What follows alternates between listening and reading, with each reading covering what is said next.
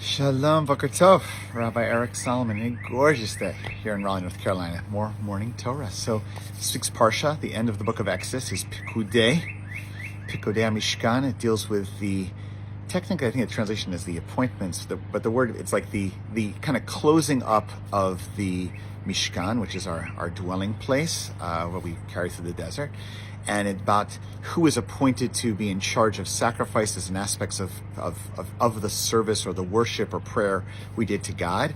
That's kind of the close up parsha, dealing with because so many before it have dealt with this dwelling sanctuary and this holy sanctuary we took with us to pray and relate to the power beyond in the desert.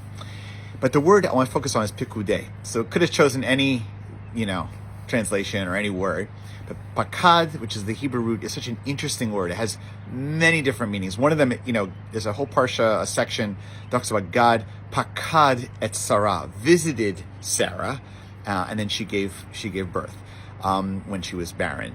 The word pakad, even in modern Hebrew, pikuda, can be a command, like in the military sense, and someone who works, or a role is a tafkid, similar.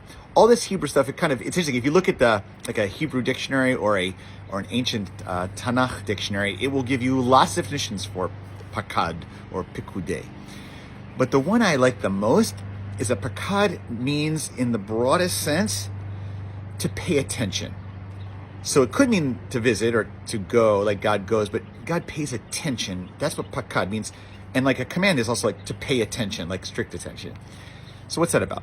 It emphasizes that when it comes to the Mishkan, to spirituality, to building our spiritual home, the most important thing is that people are paying attention.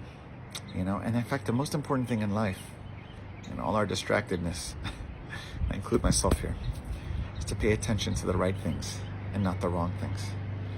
And sometimes in social media and various things you look at, you spend so much time seeing other people's lives, you pay attention, looks like this life is so perfect on Instagram or whatever. If you pay attention to certain, if you're looking at your phone when you should be looking at people, what do you pay attention to? What do you pay attention to yourself?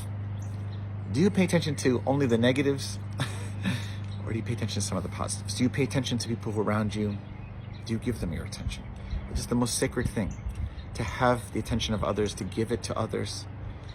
It takes patience sometimes, diligence, but also to feel that God is paying attention to us, that we're not being ignored. So important.